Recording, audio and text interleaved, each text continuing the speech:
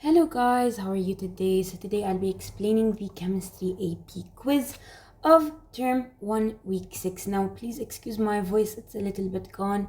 I hope everything will be easier, but easier and to understand even if my voice is like this. But I'm gonna start with the first question in all scenarios. Drag and drop the correct item to indicate the formal charge for each atom in the nitrate ion. So let us start. How do we calculate the value of the formal charge? Very simply, it's the group number minus what? Minus the number of electrons present.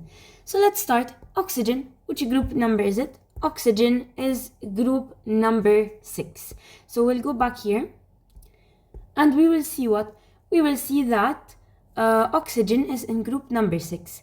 Then we will subtract from it what? We will subtract from it how many electrons does it have? It has 1, 2, 3, 4, 5, and 6 electrons. Remember, each bond, we will count it as, just cut it in half. Just imagine you're cutting the bonds in half. So that is going to be what? That's going to be 6 electrons. So 6 minus 6, that's going to be 0. That means for A, it is 0. For B, nitrogen, if you go back to the periodic table, nitrogen is in group 5. So it's going to be 5 minus the number of electrons that it has. So 1, 2, 3, 4, 5. 5 minus 5, that's going to be 0. Now oxygen, we know it's group 6. You will subtract it from the number of electrons it has. So that's 1, 2, 3, 4, 5, 6, and 7. So 6 minus 7, that's going to be minus 1. So for C, it's minus 1. How do we check if we're correct? Very simply, you need to add all of the formal charges. So 0 plus minus 1 will give us the value of the total charge, which is what? Which is minus 1. We'll move on to question number 2. Which of the following species exist as resonating structures where electrons are delocalized between the atoms? So I'm gonna do only 2 as an example, and then I'll give you the rest as answers. I'm gonna choose 2 examples, and I'm gonna explain the difference between not resonating and a resonating structure. The rest I'm gonna leave for you guys to do it as practice. Okay, but the 2 examples I'm gonna take are SO2 and CO2. I'll tell you directly, CO2 is not resonating, but SO2 is resonating. Now, you may ask, Amanda, how did you know that this is not resonating and this is resonating? Very simply, why I'm not gonna explain all of them is because it's gonna take so much time. But very simply, for each one, I will draw the Lewis structure. We'll start with CO2. C is our central atom. So C is our central atom, and we will make oxygen over here and oxygen over here, and we will do single bond and single bond. Now, carbon, if you look in the periodic table, please have it in front of you, I have it in front of me. Carbon is group 4. This, we will add it to what? We will add it to oxygen. How many oxygens do we have? We have 2 oxygens. Multiplied, what's the group of oxygen? It's 6. So 4 plus 2 times 6, how much is that? That's going to be 12 plus 4, which is 16 electrons. Now, when you look over here, what do you see? You see 2 covalent bonds. That means each bond is the sharing of 2 electrons. That means in total we have 4 electrons being shared. So that means from the total number of electrons, how many do we remove? We will remove 4 electrons. So 16 minus 4, that's going to give us an answer of 12 electrons. That means we will need to put what? We will need to put 6 lone pairs. So let us put 6 lone pairs. That's going to be 1, 2, 3, 1, 2, and 3. Now, let us look at what we have over here. We know that it should be completing an octet, meaning that each one of them should have what? Should have 8 electrons. Now, what do we see over here? We see oxygen with the double bond, the single covalent bond, is what? Is a total of 8 electrons. That means it completes the octet. Same with this oxygen over here. However, the carbon in the middle, how many electrons does it have? It has 2 from here and 2 from here, so it has only 4 electrons. And we need carbon to have what? We need carbon to have 8 electrons. Now, we need to look before. Is our central atom boron beryllium or aluminum? No. If it's neither of these, we can proceed. If it is boron, beryllium, or aluminum, it's fine to have a deficit in electrons. It's fine for it to be electron deficient. But it's carbon, and carbon cannot be electron deficient. So very simply, what do we need to do in this scenario? We will take the 2 electrons from oxygen and we'll make it a bond. And we'll take the 2 electrons from oxygen over here and we'll make it a bond. Now, let us see. This has 8 electrons. This has 8 electrons and this also has 8 electrons. So perfect. Like this, we completed the octet. Now, as you can see, over here, it's a double bond. Let me write double bond, DB. And over here, it's also another double bond. So because it's a double bond here and a double bond here, meaning that its structure is constant. So structure is constant. And because its structure is constant, what does this mean? This means that it is not resonating, very simply.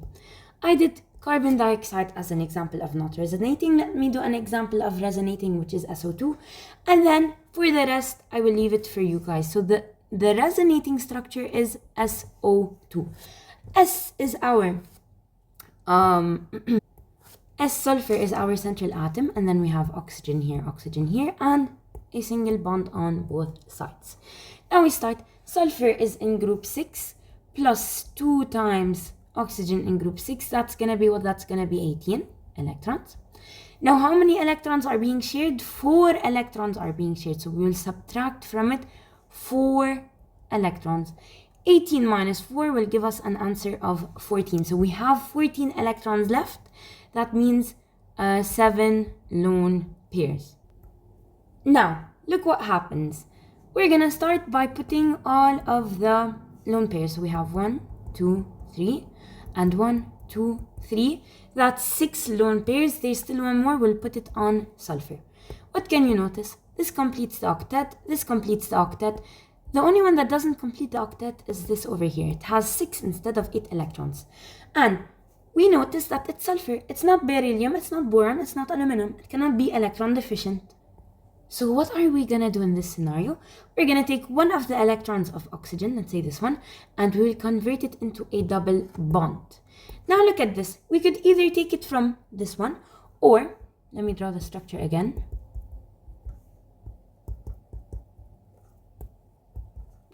We could either take it from this oxygen, or we could take it from this oxygen.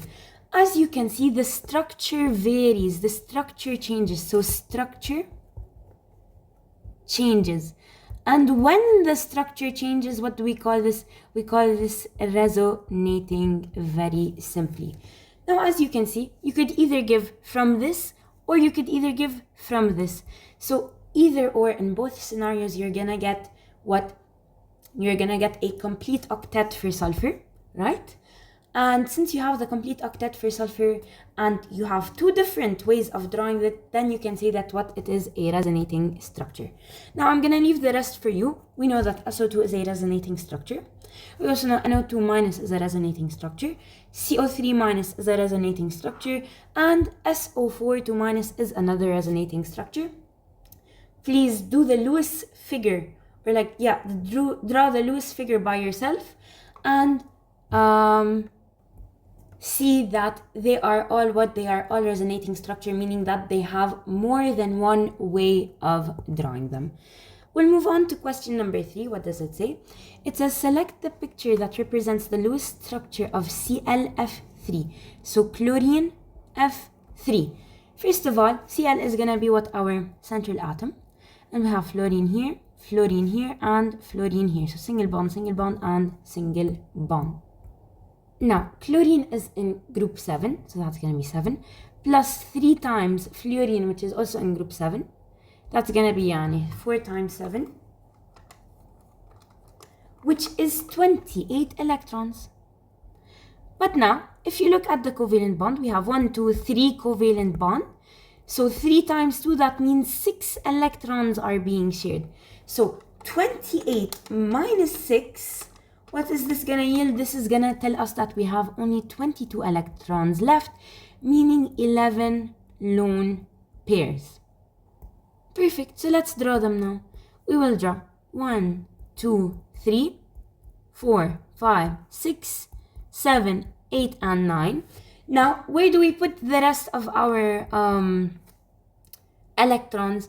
Very simply, we'll put them on the central atom. We will have 9, 10, and then 11. Now we look at our central atom. Our central atom is chlorine. And chlorine is not what? It's not barium. Sorry, it's not beryllium. It's not boron. And it's not what? And it's not aluminum, meaning it cannot be electron deficient. Now, at the same time, we should look at the period of chlorine. If the period is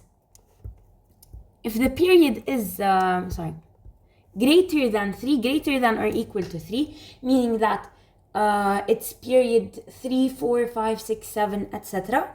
Yeah? As long as it's greater than or equal to 3, then we can have what? We can have an extended valence shell. Right? So what does this mean? If it's greater than or equal to 3 in period,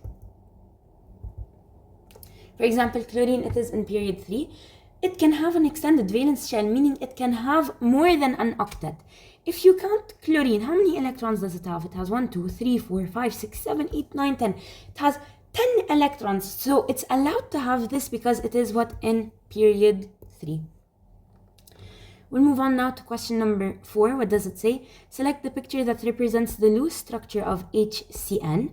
So it's going to be HCN. We're going to choose our central atom to be carbon. So carbon, nitrogen, hydrogen, single bond here, single bond here.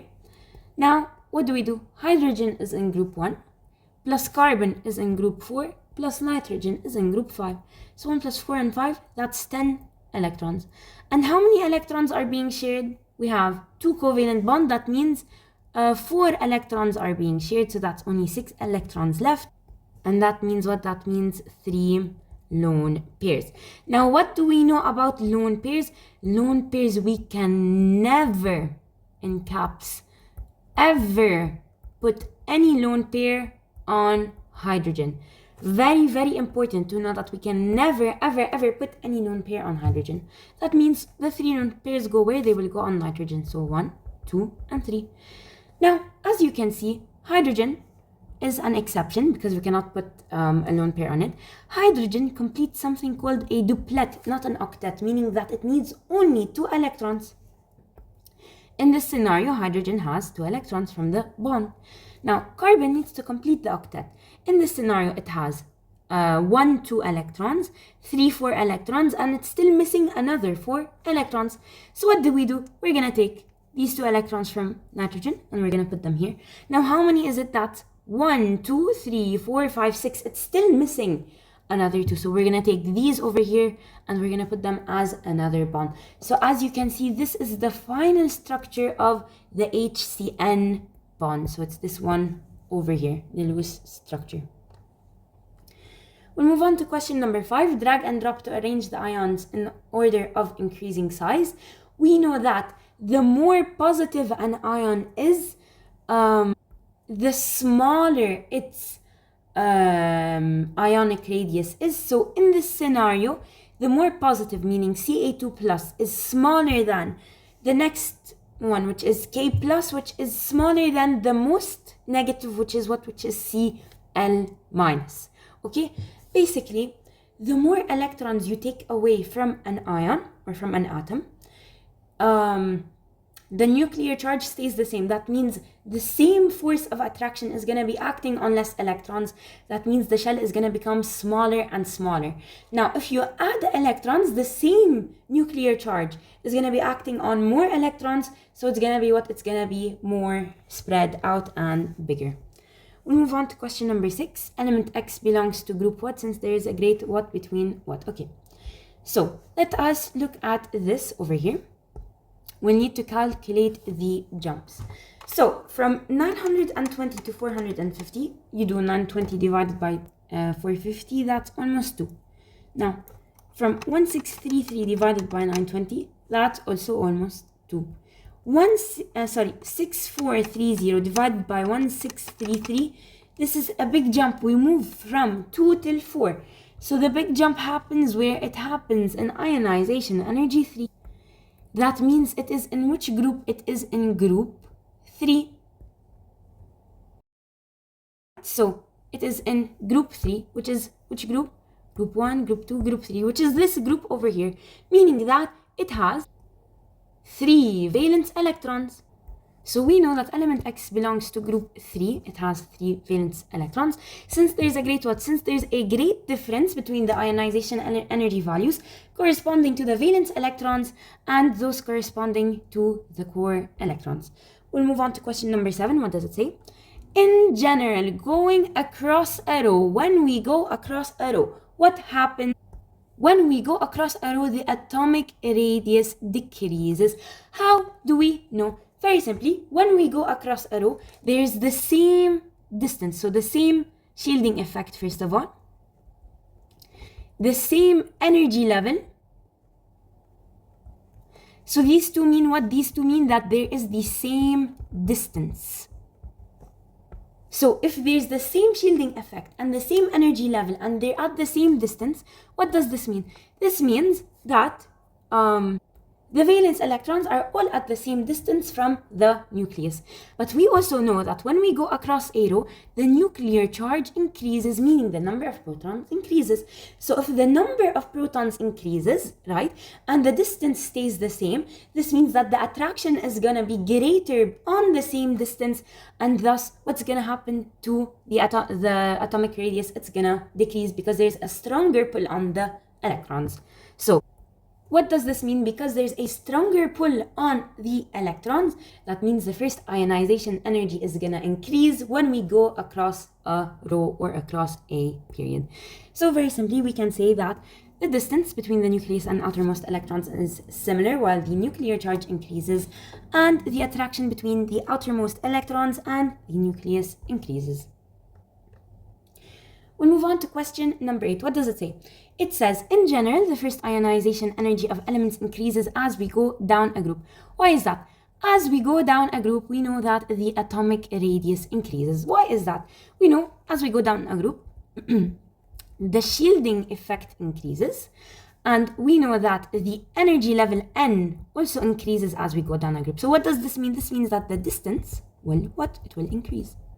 So because the distance increases, right? We also know what? We also know that the nuclear charge increases as well.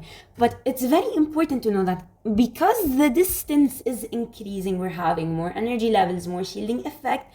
What does this mean? This means that the force of attraction or the pull of the nucleus is going to be less on the valence electrons.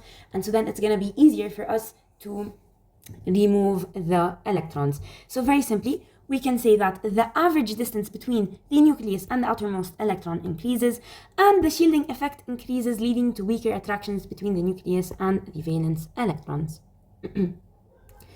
We'll move on to question number 9. What does it say in question number 9? The first ionization energy of an oxygen atom is less than that of a nitrogen atom. First of all, let us do the electronic configuration of oxygen.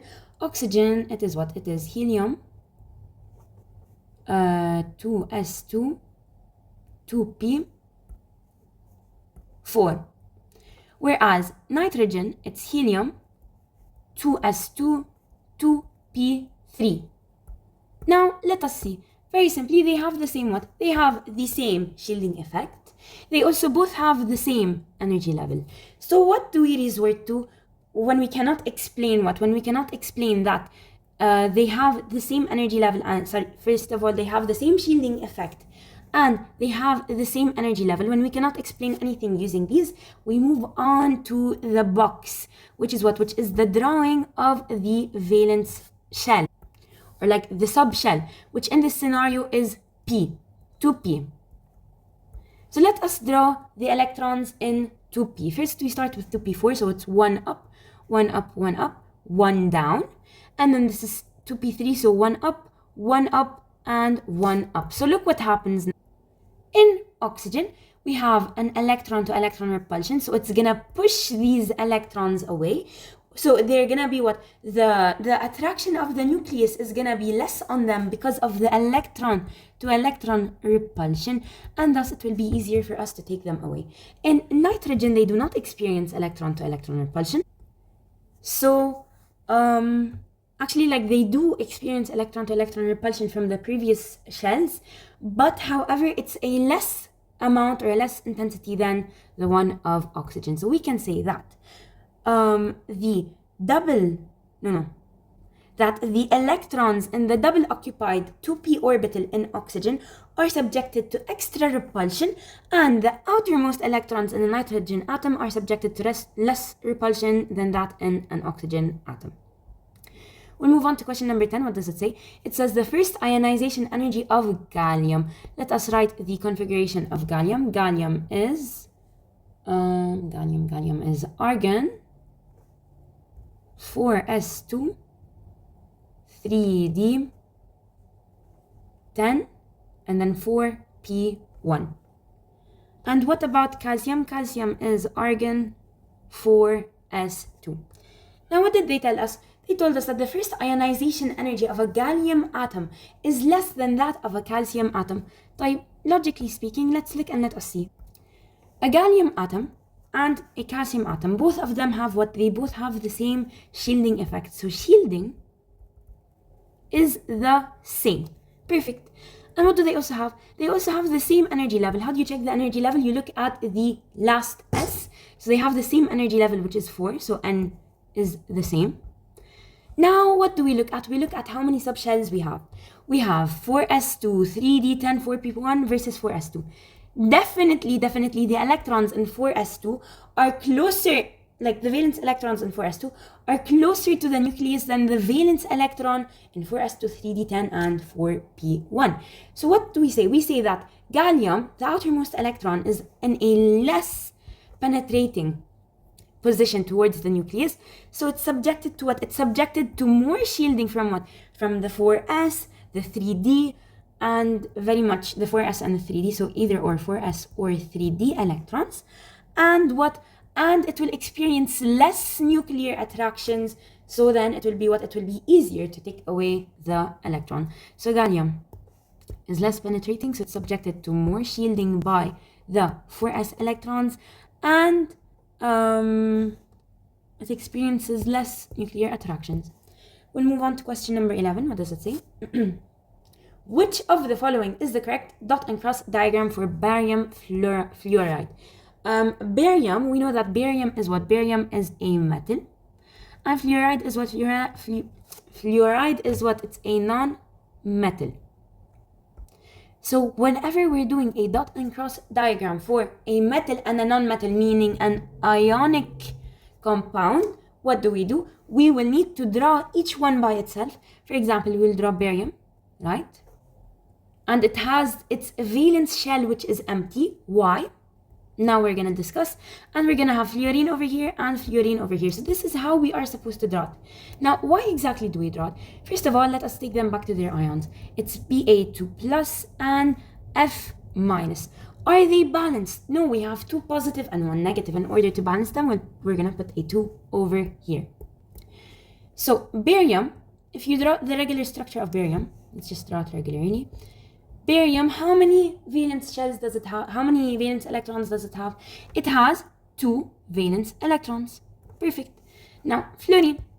If you draw fluorine, we have 2 fluorine, 1 here and 1 here. If you draw fluorine, how many valence electrons does it have? It has 7 valence electrons. So 1, 2, 3, 4, 5, 6, and 7. Then 1, 2, 3, 4, 5, 6, and 7. Now, as you can see, what happened is that barium, it took away its electrons and it gave it to what? It gave it to fluorine. So now, fluorine has it has a full valence shell, and barium has a full valence shell. It's basically empty. Now, what do? Because it's ionic, we're gonna put the brackets and we're gonna put the charge on top. Now, what you need to pay attention to is what? Is that the differences in electron. We know that the blue electron belongs to fluorine and the pink belongs to barium. That means barium gave 1 electron to fluorine and 1 electron to the other fluorine. Now, in this diagram, it's a cross, which is X, or a dot. They said that the cross is going to be for barium. That means you should have 1 cross and 7 dots. So the correct answer for us is what? It is A. We'll now move on to question number 12. What does it say in question number 12? What is a feature of metallic bonding in copper? First of all, we know that in copper, it is what? It's a metal. And in a metal, what is it? It's a proton surrounded by a sea of electrons. Or like it's a bunch of protons surrounded by a sea of electrons. This is the definition of metallic bonding. Now, metal cations in a sea of delocalized electrons, this is 1000% true. Network of copper atoms joined by strong covalent bonds. This is 1000% wrong because it's a metal. It will not make covalent bonds. Lattice of copper atoms joined by strong electrostatic attraction. When we say electrostatic attraction, that means it's going to be Na+, Cl-, or like it's the electrical attraction, or in ionic compounds. But when we are dealing with metals, it's not called electrostatic attraction, my bad. It's called what? It's called metal cations in a sea of delocalized electrons. So very simply, what is the correct answer? The correct answer in this scenario is 1 only. We'll move on to question number 13. What does it say? Which of the following has the weakest metallic bond? Okay, so how do we know which one has the weakest metallic bonding? When we say weakest metallic bonding, we directly think of atomic radius and valence electrons. Basically, when the atomic radius is greater and we have less valence electrons, this very simply is an indication that it is what? It is a weak metallic bonding. Now, we know, first of all, that valence electrons will increase from group 1 to group 2. And I think, let me just label the groups. Beryllium is group 2. Strontium is group 2. Calcium is group 2. Lithium is group 1, and rubidium is group 1 as well. So directly we can eliminate all of group 2 because why? Because they have more valence electrons. They have 2 valence electrons. That means they're going to have what? They're going to have stronger metallic bonding. Now we're left with what? We're left with lithium and rubidium. Very simply, we said as we go down the group, the atomic radius increases. That means rubidium will have what? It will have the highest atomic radius, meaning that it will have the weakest metallic bonding. We'll move on to question number 14. What does it say? It says an element Z has the following electron configuration. What is its position in the periodic table? In order to find out the period, what do? We look at the last, the energy level of the last S, which in this case is 4. That means it's going to be in period 4. And how do we check the group number? We will look at the number of valence electrons. So it's going to be 5 plus 2, which is how much? Which is 7. So 7, it means that it's either group 7A or that it is group 17. So definitely the correct answer is going to be D. Why? Because it is in period 4 and it is in group 17. We'll move on to the next question, which is question 15. An element X is unreactive. My bad. Unreactive meaning that it could possibly be a noble gas. And it is in period 5. What's the correct shorthand electron configuration for element X? So look, this is period 1, 2, 3, 4, and 5. That means it's xenon, Xe. So xenon, Xe. What's the atomic number of xenon? It is, how much? It's 54. Now, very simply, what could you do? You can write the shorthand configuration. So it's going to be what? It's going to be argon, right? Take the noble, krypton, not argon, my bad. Krypton, you take the noble gas from before, krypton. And now what do? You put in the rest. So krypton, how many electrons did it take? It took away 36 electrons. So 54 minus 36. That's gonna be 18 electrons left to fill. So xenon 54 is gonna be what? It's gonna be krypton, Kr. And because it is in the 5th period, we will start with what? We will start with 5s, right? So we will fill it 5s2. And what comes after 5s? It comes 4d, so 4d10. And what comes after 4d10? It comes 5p6. Now, if you add everything together, krypton, which is 36 plus 2 plus 10 plus 6, that's going to give you what? That's going to give us an answer of 54. This is one way to do it. Another way to do it is what? Another way to do it is to very simply take the 54, which is the atomic number, and then you start, okay, let's say I chose this one directly by first looking at it. And I know that it's xenon 54. So how do I count it? I go to krypton. I know krypton is 36. 36 plus 10 plus 2 plus 6 electrons, that's going to be 54 electrons. And then you will add all of them, and you will see that none of them are 54 except for this one. And this is wrong, by the way. Why? Because after 5s comes 4d. Pay attention. You need to know how to, the SPDF method, okay? So you add them all together and you will get that this is the correct answer. We'll move on to question number 16. What does it say? What do elements in the same group have in common? First of all, they definitely have the same chemical reactivity and they have the same number of valence electrons. Whereas if you're talking across a period, elements in the same period have what? They have the same energy level, they have the same shielding effect, and they have the same distance from the nucleus, basically. So this is what's common across a period or across a row. We'll move on to question number 17. What are the factors that affect atomic radii? Well, very simply, atomic radii is affected by a couple of factors, which are, first of all, the nuclear charge, very, very, very important. Okay, it's the number of protons in the nucleus. Then the shielding effect, even more important. And as well, the number of energy level N. Okay, so the atomic radius is affected by 1, nuclear charge, 2, shielding effect, and 3, the energy level. So number of energy shells, shielding effect, and the nuclear charge. We'll move on now to question number 18. What does it say? The table below gives us the successive ionization energies in kilojoule per mole of an element in period 3. Very important to know that it's in period 3. Which of the following would be the correct electronic configuration of the atom? So very simply, we need to do what? We need to find the jumps. So from 2298 divided by 1251.2, this will give us an answer of 2, so times 2. Then 3822 divided by 2298, this will give us an answer approximately to 2. And also from here, 5158.6 divided by 3822, this is going to be also approximately 1.4, I'm going to say.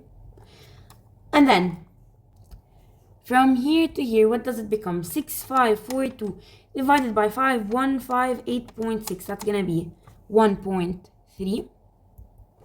And then you'll go here, 9362 divided by 6542. So that's going to be times 1.4. And then 11018 divided by 9362, that's going to give us 1.2. And then 33604 divided by 11018, that's going to give us approximately 3. So where did the big jump occur? It occurred between 7 and 8.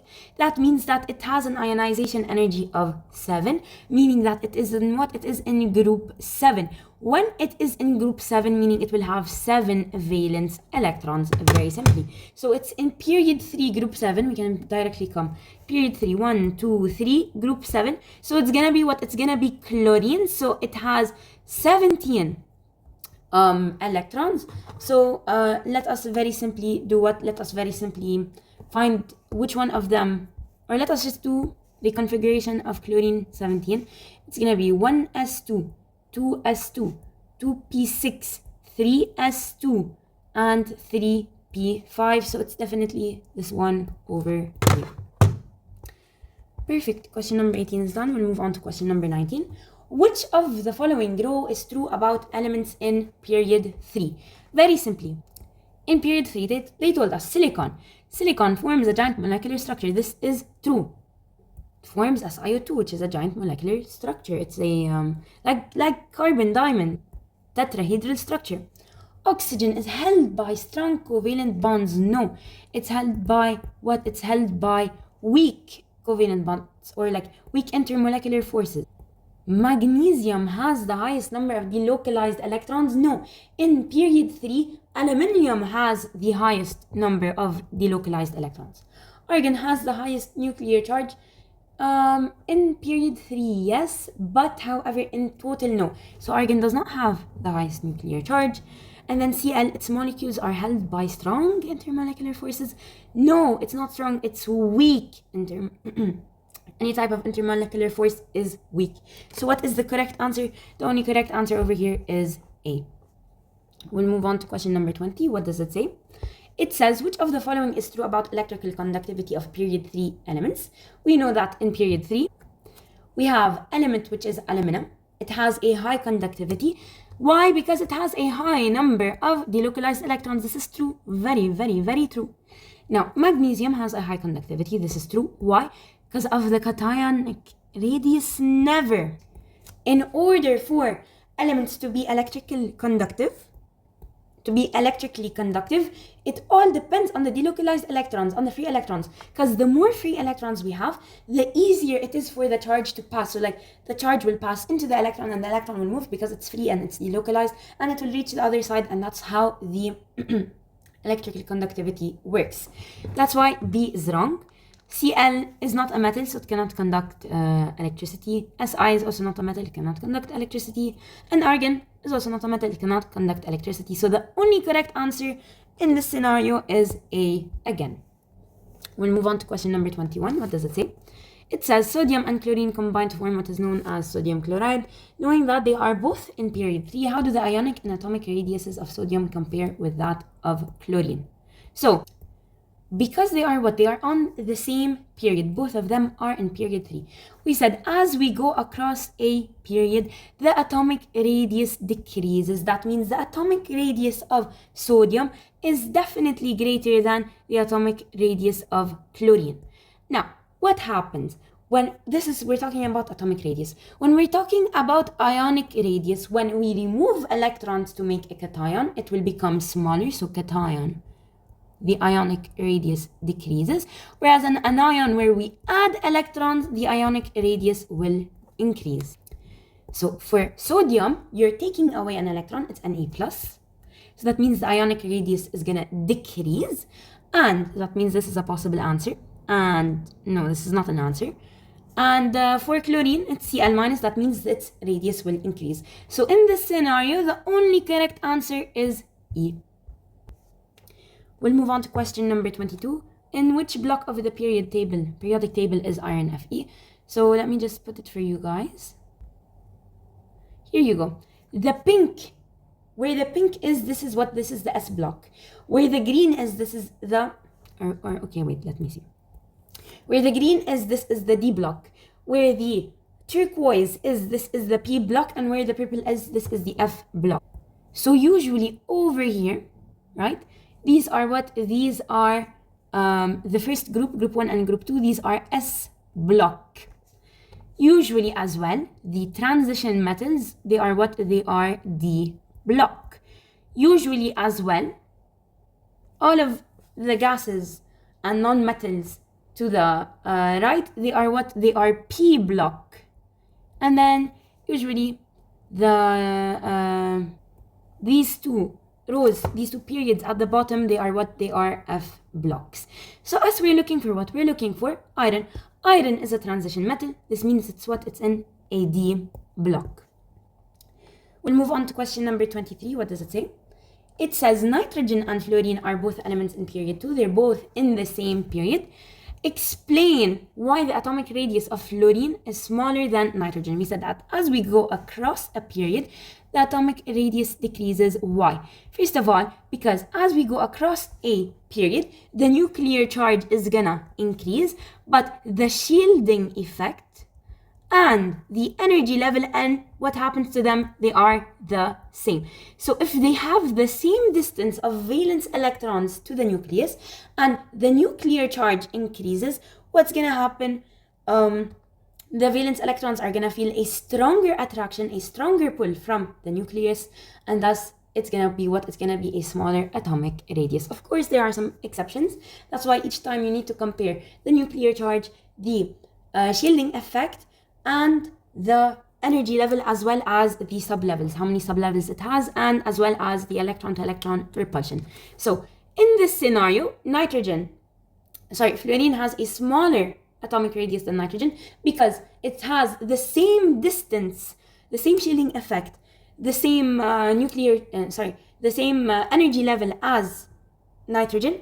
However, the only difference is that fluorine has a larger nuclear charge. That is why the atomic radius of fluorine is less, because a larger number of protons are acting on the same distance of electrons. So thus it's going to pull them in stronger, and it will create a lower effective a lower atomic radius. So we can say that nitrogen has a lower effective nuclear charge, so the valence electrons will experience a weaker pull to the nucleus. We'll move on to question number 24. What does it say? It says fluorine and chlorine are both halogens. Which of the following explains why the radius of fluorine is smaller than that of chlorine? They are both in the same group. We know that as we go down a group, atomic radius increases. Why exactly does it increase? Because the nuclear charge increases, the shielding effect increases, and the energy level N increases. So very simply, we can say that the valence electrons of chlorine will experience a greater shielding and a greater energy level. Thus, they will have less attraction from the nucleus, and that is why they will have a larger atomic radius. So the valence electrons of chlorine is in a higher principal quantum number, which is true, but it will not increase its attraction to the nucleus. However, the valence electrons of chlorine experience a greater shielding, so they are less attracted to the nucleus. You guys need to have memorized coordinate or dative bonds, but I'm gonna explain very simply one of the options, which is NH4+. It is a coordinate dative bond, NH4+. Right, so we're gonna start with nitrogen as our central atom, right? And then we have 4 hydrogens surrounding it. Perfect. Now, nitrogen is group 5 plus hydrogen, which is group 1, so 4 times 1. And we're going to subtract all of this from 1. Why? Because it's plus. That means we took away 1 electron. When we take away 1 electron, that's going to be minus 1 electron. So that's going to be 9 minus 1, which is 8 electrons. Now, that means, what does it mean? It means we have to put 8 valence electrons, but how many are used? We have 1, 2, 3, 4 covalent bonds, meaning that already 8 electrons are being used. So that means it's already in its structure, but because it's NH4+, we need to draw brackets and put a plus over here. Now, why is NH4+ a dative bond? Very simply, if you took, for example, NH3, and let's draw the structure of NH3. It's N, and then I'm just gonna draw it directly. I hope you guys know how to draw it, of course. And then it looks like this, right? So this is the structure of NH3. Then there comes what? There comes a hydrogen over here. And then what does it do? It will form a bond with the nitrogen, but using 2 electrons that are shared from what? That are shared from the nitrogen, right? So the 2 electrons that were shared from the nitrogen, plus H+. So the 2 electrons that were found on the nitrogen, they will give us what? They will give us the structure of NH4+, because in the dative coordinate bonding, 2 electrons from the same element is shared, okay? For this is NH4+, one of the examples. The other example is Al2Cl6. It's a bit hard to draw, but I'll try my best to do it. So Al2Cl6, we can separate it into Cl3, and AlCl3. So let us draw one AlCl3, just like one example. So Al is the central atom, and then we have 1, 2, 3 Cl. So Cl here, and Cl here. Or actually, to make it a bit better, let me draw the Cl over here. Actually, it does not really matter, but it actually does not matter how we draw it, but it's preferable in order for it to, like, I guess, look nice, okay? So we'll draw AlCl3. It's supposed to look like this, right? And then Al is what? Al is which group? Al is group 3 plus 3 times 7. So what's 3 plus 3 times 7? That's gonna be 24, right? 24 electrons. How many are used? We have 1, 2, 3 covalent bonds. So that's 6 electrons already used. 24 minus 6, that's going to be 18 electrons left. That means 9 lone pairs. So let us give 9 lone pairs. We're going to have 1, 2, 3, 4, 5, 6. 1, 2, 3, 4, 5, and 6. And 1, 2, 3, 4, 5, and 6. So in total, this is how much? 1, 2, 3, 4, 5, 6, 7, 8, 9 lone pairs. But look, in our center, what do we have?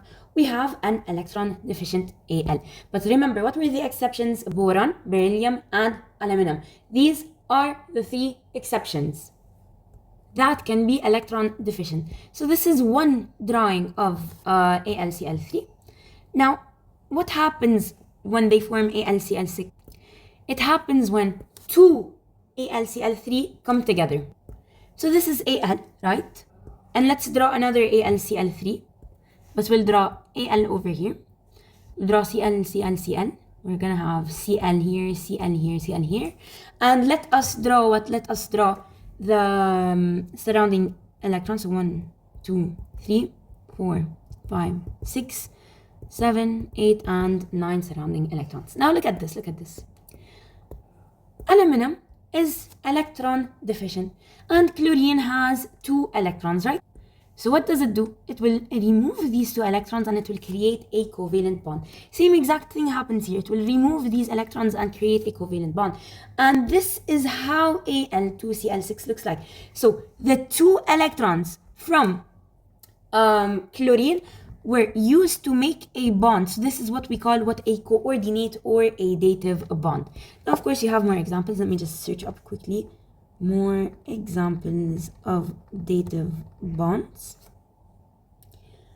Okay, some examples I will give to memorize are what? Are NH4 plus Al2Cl6 H3O plus NH3 BF3. Carbon monoxide is a dative bond, and HNO3. So these are a bunch of ones you need to memorize. They definitely might come as examples. So instead of wasting your time, if you have them memorized, you're gonna be able to do them like really quickly. So now that we finished from 26, let's move on to 27. Sorry, we finished 25, let's move on to 26.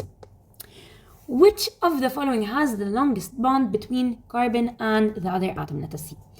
We have CO, carbon, oxygen. It's carbon. By the way, my tablet's out of charge. Let me just put it on charge quickly. We have CO, right? Perfect. I hope you guys can still hear me. So carbon oxide structure looks like this. It's C. You guys can do it. I'm just gonna do it quickly. It's C triple bond O, and you have one here and one here. Now for HCN, it's like this. It's HC triple bond and over here.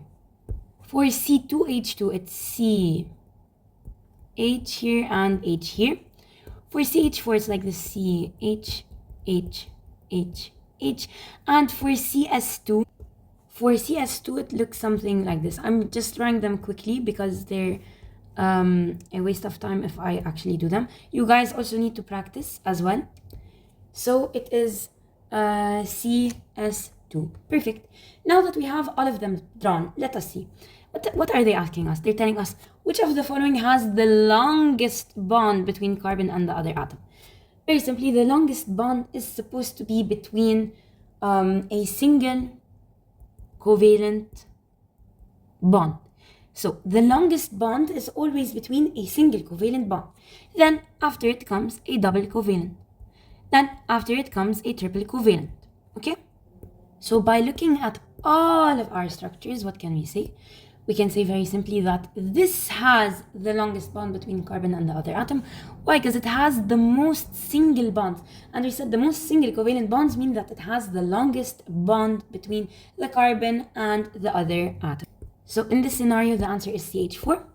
Now, based on your answer in part A, choose the molecule that's expected to have the highest reactivity. Very simply, CH4, okay, is single bond. Then we also have double bond. And we also have triple bond. What do we know? We know that single bond is easy to break. Double bond is harder to break. and triple bond is the hardest to break. So the single bond requires the least energy to break. That means it has what? Its reactivity is the highest. Perfect. Now, for the double bond, because it's a bit harder to break, its reactivity is gonna decrease a bit. And then for the triple bond, because it's the hardest to break, it's gonna be very, very, very unreactive. Okay? So single bond, it's very easy to break. It's gonna be very reactive. Double bond, hard to break, less reactive. And triple bond, hardest to break, it's gonna be what? It's gonna be the least reactive. So in this scenario, CH4, because it has a single bond, it's gonna be what? It's gonna be the most reactive. Now, which of the following has the largest bond dissociation energy? So very simply, let me draw all of the figures. So it's H single bond H, Cl single bond Cl, N triple bond N, F single bond F, and O double bond O. Okay? Now, of course, with the valence electron, it's 1, 2, 3, 4, 5, 6. 1, 2, 3, 4, 5, 6. 1, 2, 1, 2. 1, 2, 3, 4, 5, 6. 1, 2, 3, 4, 5, 6. 1, 2, 1, 2, 1, 2, 1, 2. This is how it's supposed to look like. Perfect. Now, which of the following has the largest bond dissociation energy? Whenever they say the largest bond dissociation energy, that means they want what? They want the ones that are harder to break. So which is harder to break? Is it a single covalent bond, a double covalent bond, or a triple covalent bond? Definitely it's gonna be what? It's gonna be, actually let me write hardest. It's gonna be the triple covalent bond. It's the hardest to break. So what does this mean? Because it's the hardest to break, that means it requires most energy. So when it requires most energy, that means it has the largest bond dissociation energy. So N2 is the answer for this one. Now, which of the following have a bond order of 1? Let us see. We have I single bond I, 1, 2, 3, 4, 5, 6, 1, 2, 3, 4, 5, 6. Then we have H single bond H. Then we have N triple bond N. Then we have Br single bond Br, 1, 2, 3, 4, 5, 6, 1, 2, 3, 4, 5, 6. And then we have O double bond O, 1, 2, 3, 4. Okay. Which of them have a bond order of 1, meaning that they have a single or one bond? Definitely it's I2, it's H2, and it's Br2. So I2, H2, and Br2. We move on to question number 28. What does it say? It says, why is the second ionization energy of sodium, Na, much larger than the second ionization energy of magnesium, Mg12? Now this we are moving across a group. Let us write the configuration of Na. It is neon 3s2, sorry, 3s1. And then it is for magnesium neon 3s2. Now, very, very, very important. They want what? The second ionization energy. So why is the second ionization energy of sodium larger than that of magnesium? What does it mean? Ionization energy means we are removing an electron. So let's do the first ionization energy. We removed an electron from here. So we removed this entirely. And from here we removed an electron and we ended up with this. Now, the second ionization energy of sodium, Na, we will be removing it from what? From the core electrons or from the shielding electrons, right? Whereas from magnesium, we'll be removing it from 3s. Now, the core electrons are closer to what? They are closer to the nucleus. And when they are closer to the nucleus, it's going to be harder for us to remove them. That's why the second ionization of sodium is much larger than that of magnesium. So the electron being removed from sodium is in a core orbital that is closer to the nucleus. Perfect. We'll move on to question number 29. Here we have pi and sigma bonds. So very simply, I'll just tell you, pi bonds is when you have two overlapping areas, whereas sigma is when you have one overlapping area. What do I mean by two overlapping areas and one overlapping area? Of course, this happens between two orbitals only, not more than two, only two orbitals. Another way you could discuss it is that pi is vertical And then sigma is what? Sigma is horizontal. So pi bonds are vertical, and you will have 2 overlapping areas. Sigma bonds are horizontal, and you will have 1 overlapping area. Let us see. This is what? This is directly, you see it, a sigma bond. Why? Because it has only 1 overlapping area. So it has 1 overlapping area, directly it's a sigma bond. As well, here, you have 1 overlapping area, and furthermore, it's horizontal, so it's a sigma bond. Here, you have 2 overlapping areas. 1 here, and 1 here. And you have 2 overlapping areas, and they are vertical, so it's a pi bond. Oh my goodness, I dropped my bottle. And now finally, this is what? This is 1 overlapping area, and it is what? It is horizontal. That means it's definitely a sigma bond. Now, last but not least, question number 30, what does it say? Write the first ionization energy of element X. Do not forget to include state symbols. Use the smallest whole number to balance the chemical equation. So they want the first ionization energy, meaning that you're taking away an electron of element X. So it's usually you're taking it away from a gas. So X of a gas will become what? Will become X plus gas, right? In addition to what? In addition to 1 electron, because the first ionization energy, you're taking away an electron. So it's from a gas.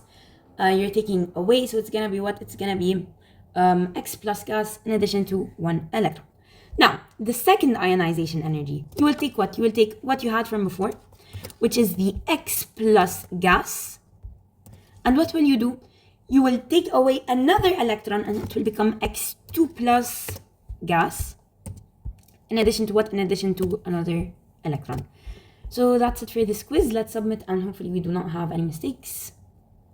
And perfect, thank God we don't have any mistakes. Thank you guys for watching. I hope you enjoyed, and have a wonderful day.